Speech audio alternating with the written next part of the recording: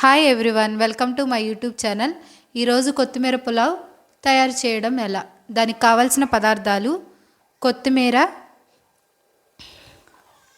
2 గ్లాసులు,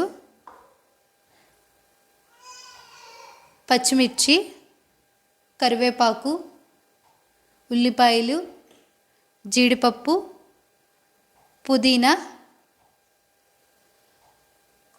ఈ గ్లాస్తో 4 గ్లాసుల రైస్ ఆల్రెడీ నేను నానబెట్టుకున్నాను ఒక హాఫ్ అన్ అవర్ ముందు. ఆయిల్,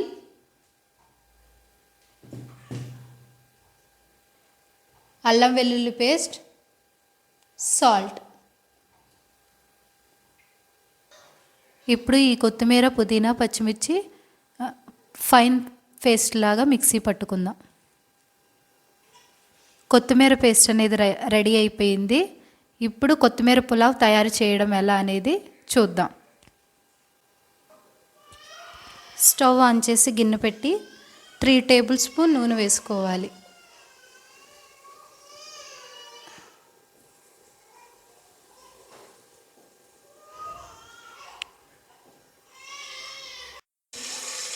నూనె వేడైంది కాబట్టి ఉల్లిపాయలు వేసుకుందాం.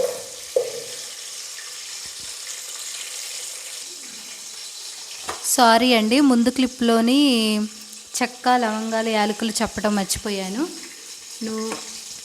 ఇప్పుడు చెక్క,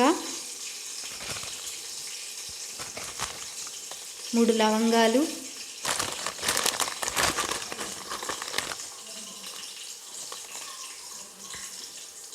యాలకులు వేసుకొని ఒకసారి వీటిని కలపాలి.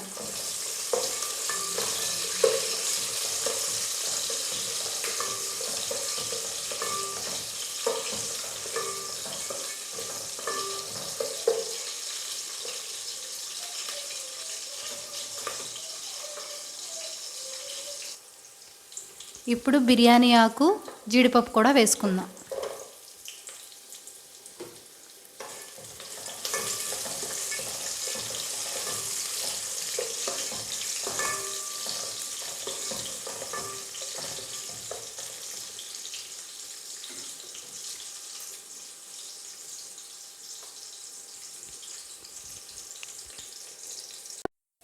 ఇవి వేగాయి కాబట్టి 1 టేబుల్ స్పూన్ అల్లం వెల్లుల్లి పేస్ట్ కూడా వేసుకుందాం.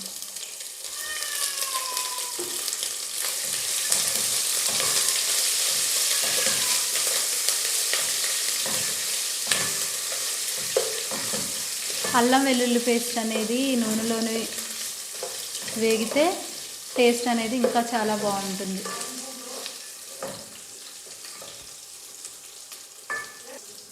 అల్లం వెల్లుల్లి పేస్ట్ కూడా వేగింది కాబట్టి మనం పేస్ట్ చేసుకున్న కొత్తిమీర వేసేసుకుందాం.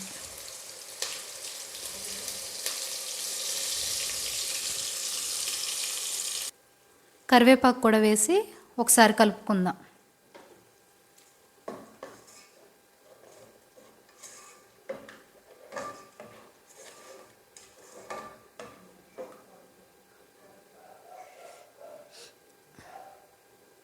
ఈ కొత్తిమీర పేస్ట్ అనేది ఒక 5 నిమిషాలు ఉడకనిద్దాం. 5 నిమిషాలు అయింది కాబట్టి వీటిని ఒకసారి కలుపుకొని ఇప్పుడు దీంట్లోకి సరిపడినంత ఎసరు అనేది మనం ఇప్పుడు పోసుకుందాం.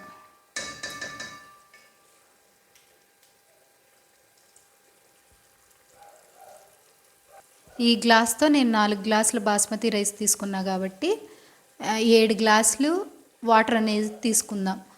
ఈ 7 గ్లాసులు వాటర్ తీసుకోవటం వల్ల అన్నం అనేది చాలా పొడి పొడిగా వస్తుంది. 1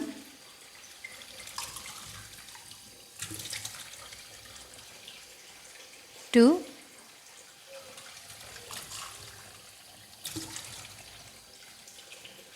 3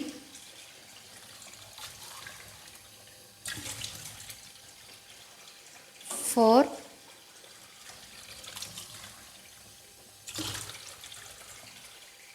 5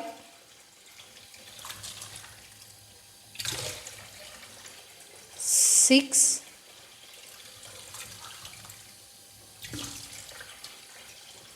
7.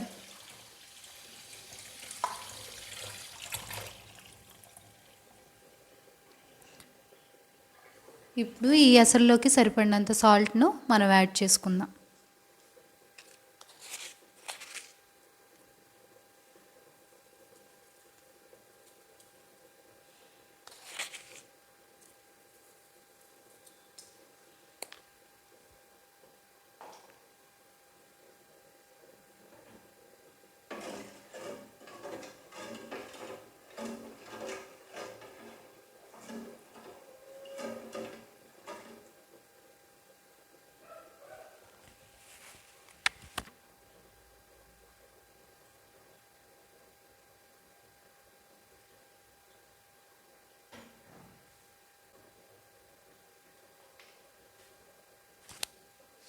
సాల్ట్ అనేది నాకు సరిపోలేదు కాబట్టి ఇంకొంచెం సాల్ట్ని యాడ్ చేస్తున్నాను.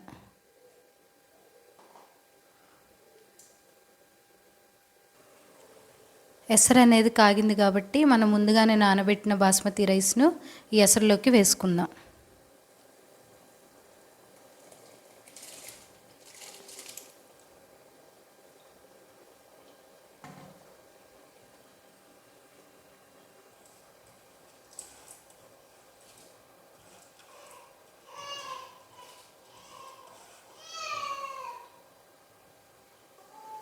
ఈ రైస్ మొత్తాన్ని ఒకసారి కలుపుకొని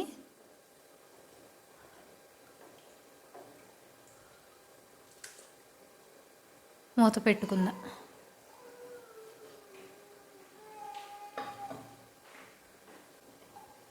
ఈ రైస్ అనేది 5 మినిట్స్ హై ఫ్లేమ్లోని 5 మినిట్స్ లో ఫ్లేమ్లోని పెట్టి ఉడికించుకుందాం.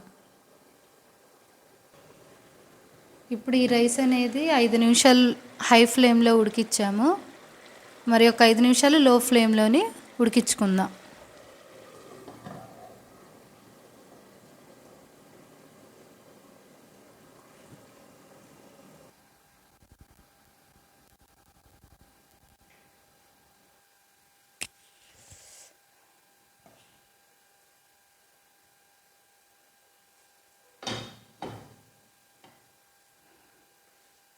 చూసారుగా అన్నం అనేది చాలా పొడిపొడిలాడుతూ ఉడికిపోయింది.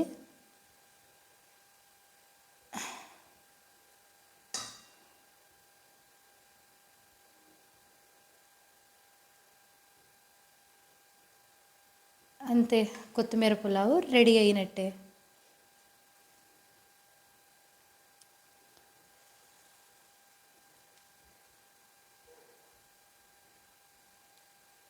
ఇప్పుడు స్టవ్ ఆఫ్ చేసేసుకుందాం.